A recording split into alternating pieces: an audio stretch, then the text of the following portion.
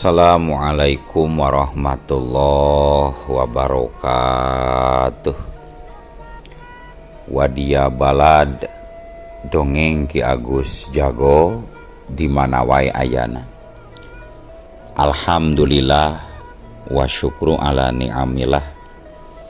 Kalayan diwuwuh ku qobul anu maha agung, dibarengan ku pangijabah anu maha kawasa, diiring ku kadeudeuh ka Nyaah Gusti anu maha suci.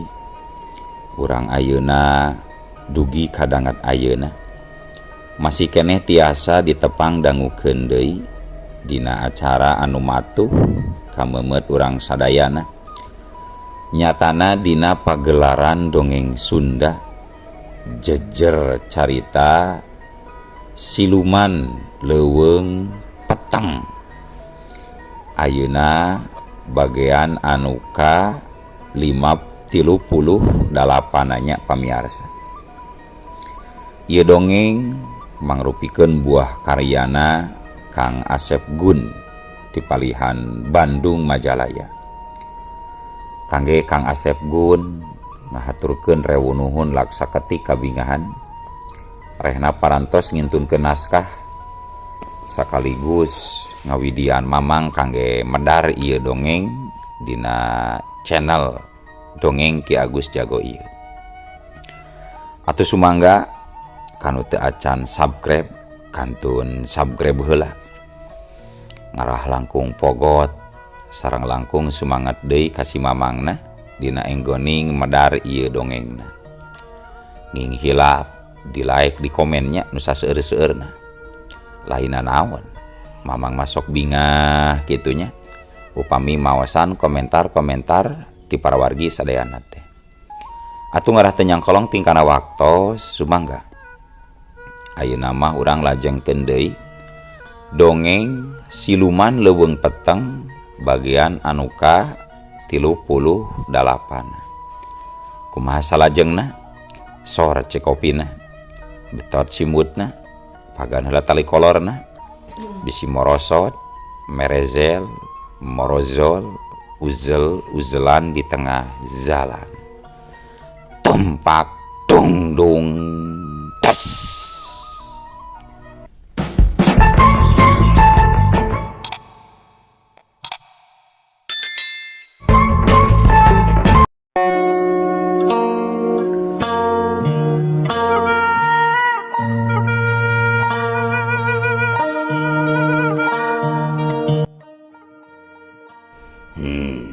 Asa aneh Ki Patih, apanan Patih Gili Bajra teh salaku patih kerajaan leuweung peteng anu geus pinuh ku rupa-rupa elmu, masagi ku rupa-rupa pangarti jeung luhur ku kawadukan sarta kadigjayaan. Tapi nepi ka teu bisa newak manusia sasiki. Aneh, lamun kabur atawa lumpat atuh sagancangna oge lengkah manusia. Apanan ukuranana oge salengkah bangsa urang 100 lengkaheun bangsa manusia. Asa heran kula mah Ki Patih, piraku anjeun teu bisa ngudag ka eta manusia. Lamun nya teh mah manehna mabur ti hareupeun anjeun, kunaon teu kaudag Patih? Cek Prabu Gilewesi nagrakeun katengartianan. Da sanes kitu konsepna Gusti Raja. Gusti Raja kedah ebut. Rehna henteu sadayana bangsa manusia sami sareng anu disanggemkeun ku Gusti Raja jiga tadi. Hartosna upami saur Gusti Raja yen cenah salengkah lempang bangsa urang sami sareng 100 lengkaheun bangsa manusia. Mun upami kanggo bangsa manusia anu biasa mah apanan si Wirayuda mah manusia anu ngagaduhan ilmu panemu sareng kadigjayaan. Janten moal tiasa disamikeun, moal bisa disakompet daunkeun sareng bangsa manusia pada umumnya. Kitu tah banawi Gusti Raja. Cek Ki Patih bisa pisan neangan alasanana teh. Ari si gorong mah teu wani cacarita nanaon. Ukur ngabandungan we bari di jero hatena mah ngajebian. Lamun mah bisa kitu ge hate ngajebian. Kitunya. Artina anjeun jeung si gorong oge sarua meureunannya teu kuat alias eleh meureun ku eta bangsa manusia anu ngaran Wirayuda. Tapi kela Wirayudanya ngaran eta bangsa manusia teh pati. Asa inget ayeuna mah. Apanan jalma atawa katurunan Eyang Kuncung oge ngaranna teh Wirayuda cek guru Ki Jamrong waktu ti heula teh. Cilaka. Gua bakal kejadian impian aing teh. Duh, poho tadi basa ngayakeun kontak batin jeung Raseta. Ku aing teu dibejakeun ngeunaan ka nagara aing aya saurang manusia anu kabeneran ngaranna Wirayuda. Cek Prabu Gilewesi. Tangtuna jadi kaingetan deui nalika manehna jeung Ki Ranggaseta nepungan Ki Jamrong guruna teh. Ari Patih Gili Bajra jeung si Gorong maranehna jadi silih reret. Teu ngarti naon sabenerna anu keur diomongkeun kuno jadi rajana.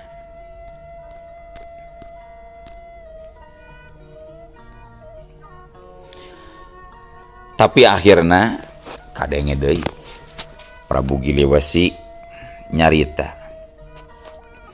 Geus we ayeuna mah anjeun jeung si Gorong arundur ti hareupeun kaula.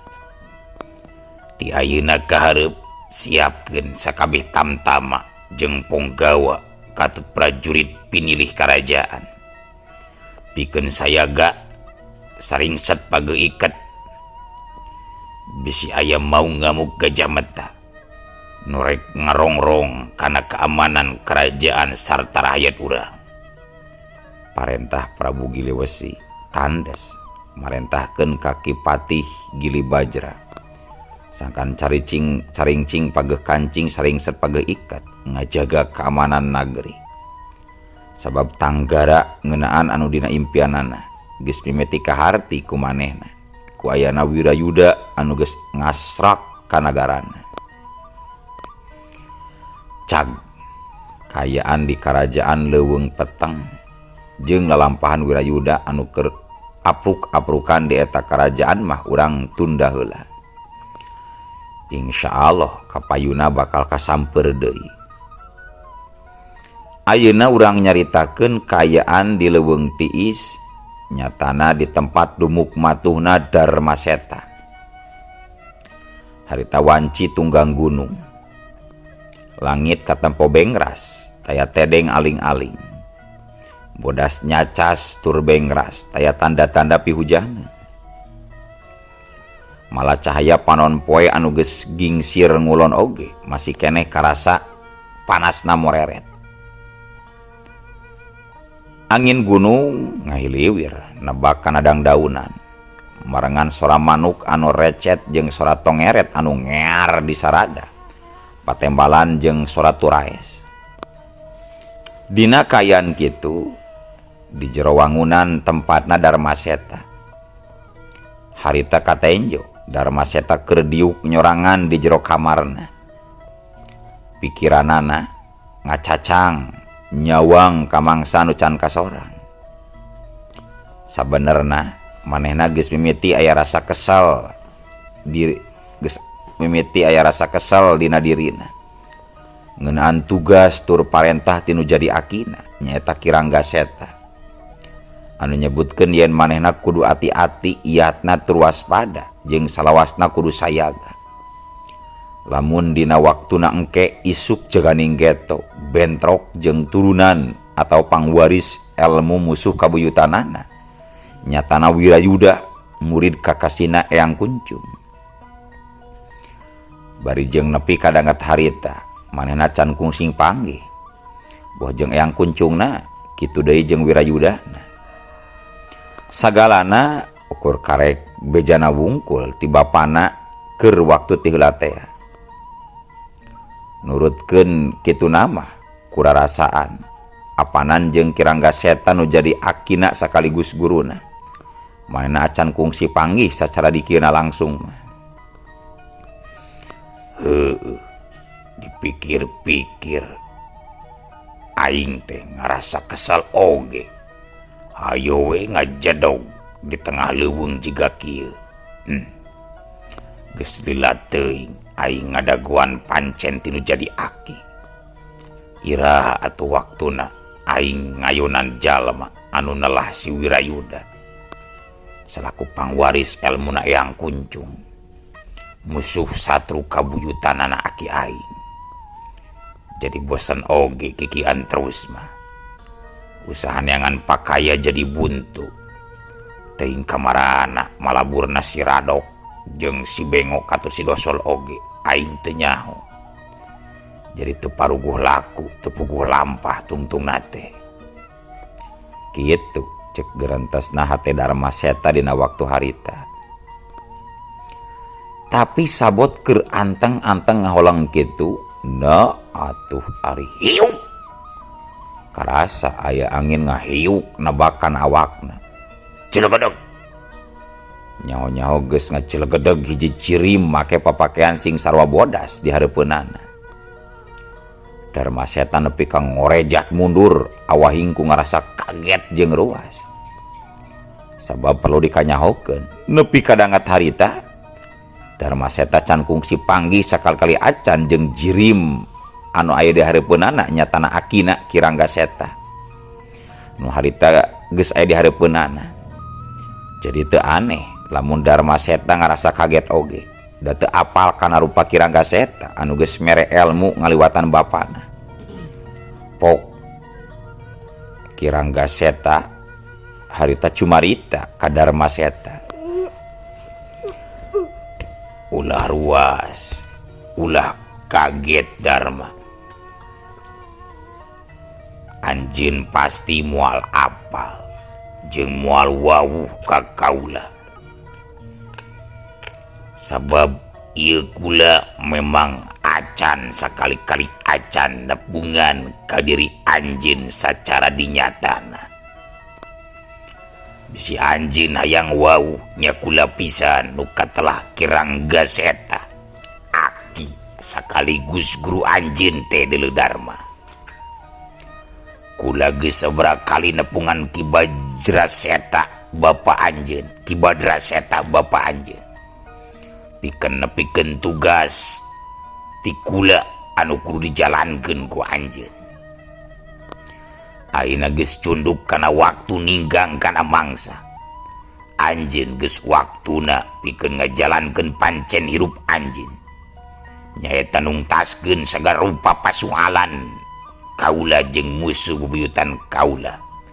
Katut jalma nu jadi pangwaris sakabeh elmu pangawaruhna. Tapi tugas anjeun mah ukur ngayonan nu jadi muridna nu katelah si Wirayuda. Terus lamun bapak si Wirayuda pipilueun eta bagian Ki Badra Seta bapa anjeun. Anu nyang hareupanana ari si Kuncung mah tangtungna geus jelas bagian anu bakal jadi pilawanan kaula. Ayeuna anjeun gramiang nuju ka karajaan Leuweung Peteng anu pernahna aya di beh kiduleun Leuweung Tiis. Datangan we langsung karajana anu ngaranna Prabu Giliwesi. Ulah sieun eta teh sobat kaula aki anjeun. Sabab ayeuna jalma nu nelah si Wirayuda geus aya di eta karajaan. Teuing naon maksudna kula oge teu ngarti. Si Wirayuda betlos-los asup kadinya. Geus kitu wae meureun kuduna ulah teuing dipikiran. Oman. Ulah sologoto lamun engke dina waktuna anjeun ngayonan si Wirayuda. Cendekna kudu salawasna hati-hati jeung iadna. Ulah nganggap enteng bisi cilaka balukarna. Sakitu amanat ti kula. Los, ayeuna geura tepungan raja karajaan Leuweung Peteng. Bejakeun we yen anjeun teh incuk kula. Engke kula jeung bapa anjeun bakal nyusul nuturkeun ka Leuweung Peteng. Les. Geus nyarita kitu mah Cirim Kirangga Seta teh ngiles di hareupeun Darma Seta. Pikeun sajongjongan Darma Seta jadi ngahuleng ngaraga menang. Tapi teu lila kituna teh sabab manehna inget kana parentah ti nu jadi akina. Yen kudu sagancangna indit nepungan Raja Leuweung Peteng. Karajaan Leuweung Peteng teh mun teu salama karajaan bangsa Juri Genderuwo. Nah geningan aki aing teh bet wauh ka Juri Genderuwo seperti kitu. Lah, tapi kajen teuing lah teu pararenting. Aing ayeuna kenerek indit ka eta karajaan Juri Genderuwo anu dirajaan ku Prabu Giliwesi. Aing teu ngarti narek nanaon atuh si Wirayuda jor-joran asup ka Leuweung Peteng sagala. Mata clear mikiranna oge. Anu jelas aing ayeuna kenerek indit ka ditu. Geus kitu mah reup Darma Seta meuremkeun panaonna sakedeung. Berai deui beunta. Jung cengkat tuluy gusat gesut make papakean hideung-hideung. Sirahna diikat ku ikat warna hideung. Da kitu karesepna Darma Seta mah. Beda jeung akina oge bapana anu papakeanna teh teu waleh sing sarua bodas. Sanggeus sagalana dirasa beres, jerut Rangga Seta punten Darma Seta turun ti imah. Laju leumpang mapai-mapai jalan anu ngemplong tur ngembat panjang. Rek ninggalkeun patempatanana sejanga jugjug ka Leuweung Peteng.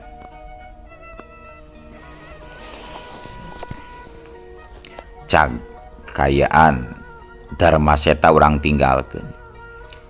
Ayeuna urang nyaritakeun heula anu lila jarang kapedar deui dina ieu lalakon.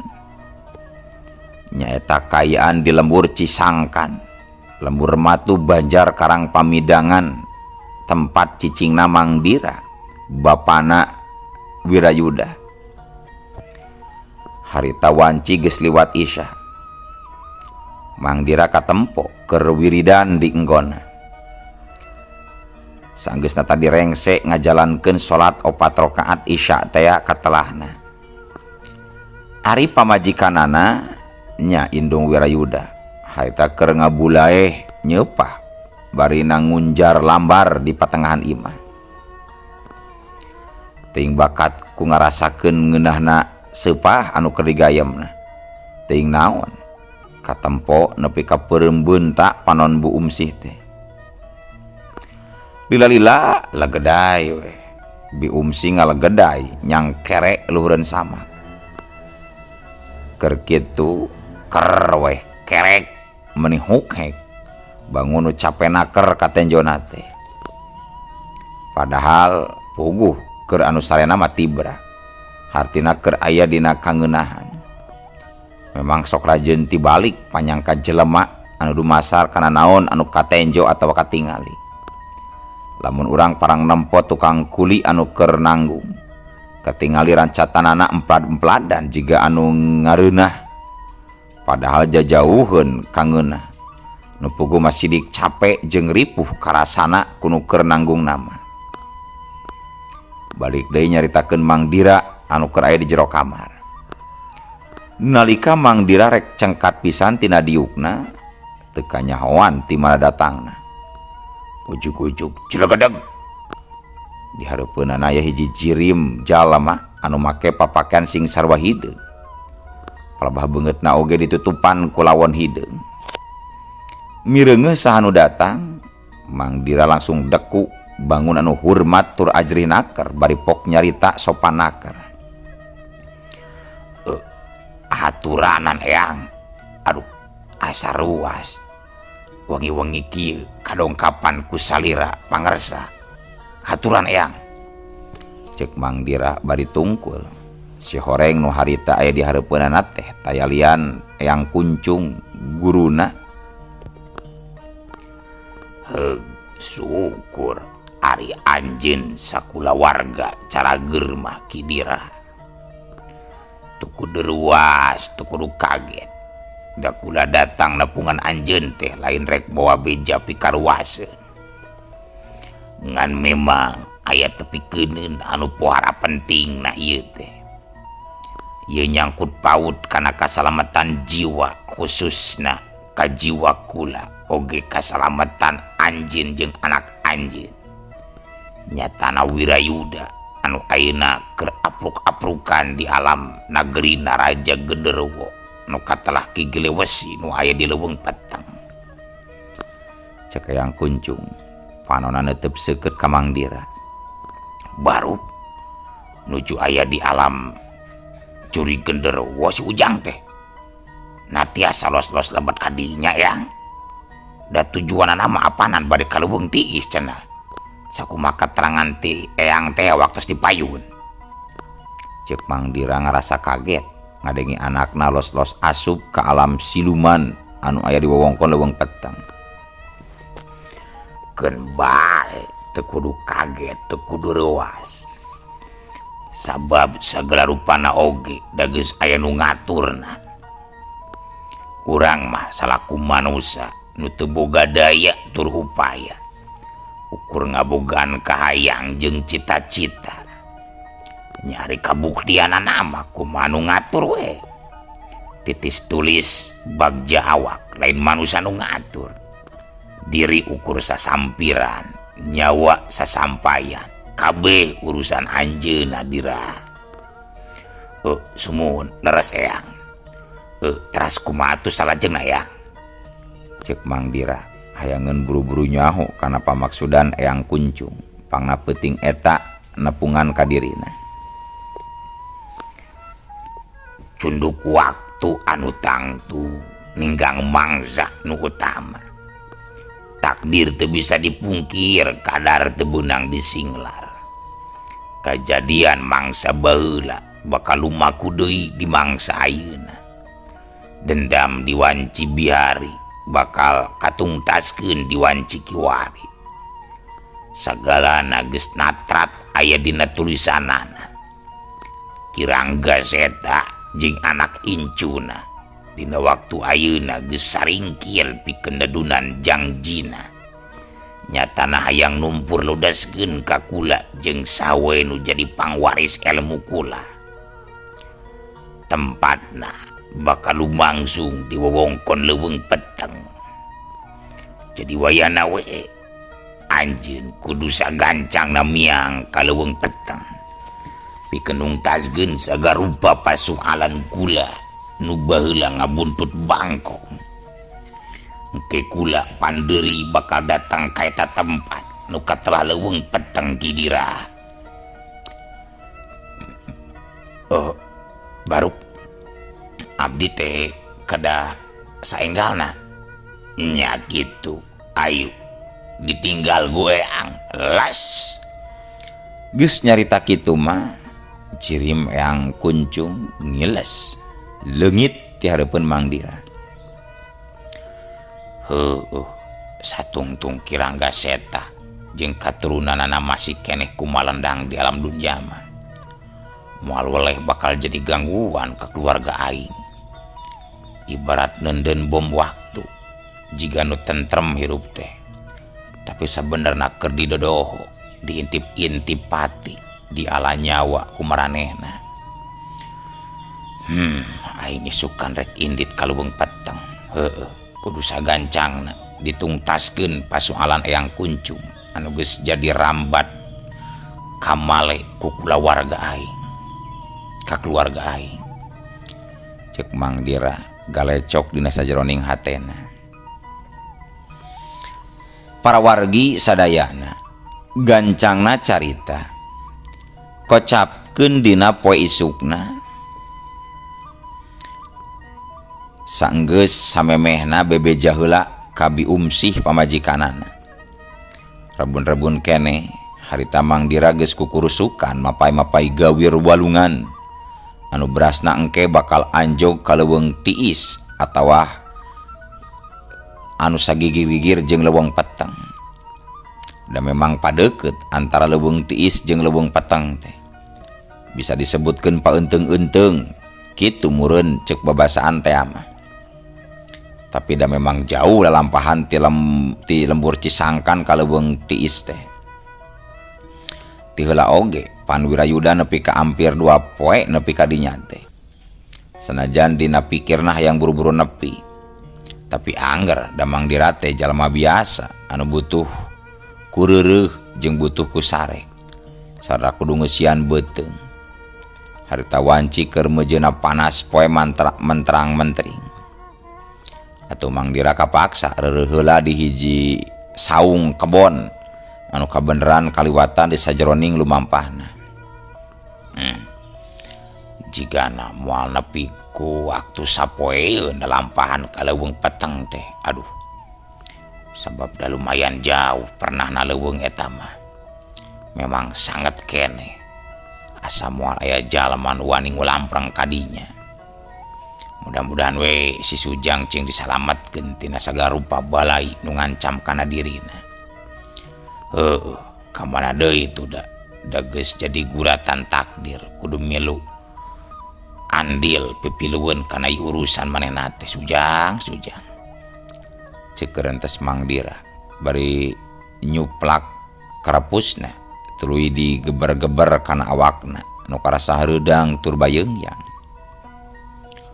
Kesangna katempo meuni ngagarajag cipruk maseuhan sakujur awakna. Bojona oge katara baraseuh ku Cikesang. Sanggeus ngarasa cukup ngareureuhkeun kacape jeung sanggeus kesangna karasa tuus, jung Mang Dira cangkat tina diukna. Rap kopeahna dipake deui. Ragamang leungeunna ngaragamang kana perah bedog anu ngagaplok dina cangkengna. Mang Dira mah cerang lemor ari sakalieun rek indit-inditan mah.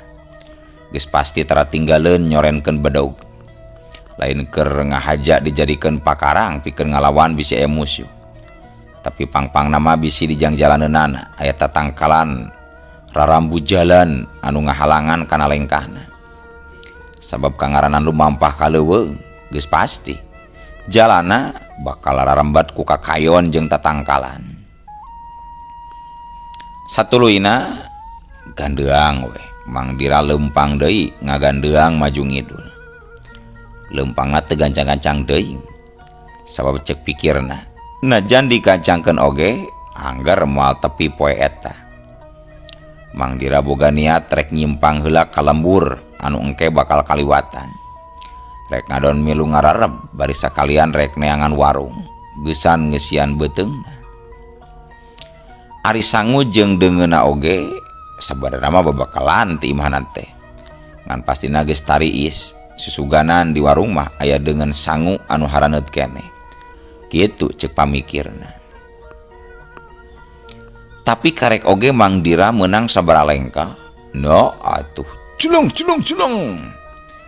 Di hareupeunana nyaho-nyaho geus aya 3 urang jalma anu pating cerega pating gerajleng tinu bala. Ngahaja megatan kana jangjalaneun Mang Dira.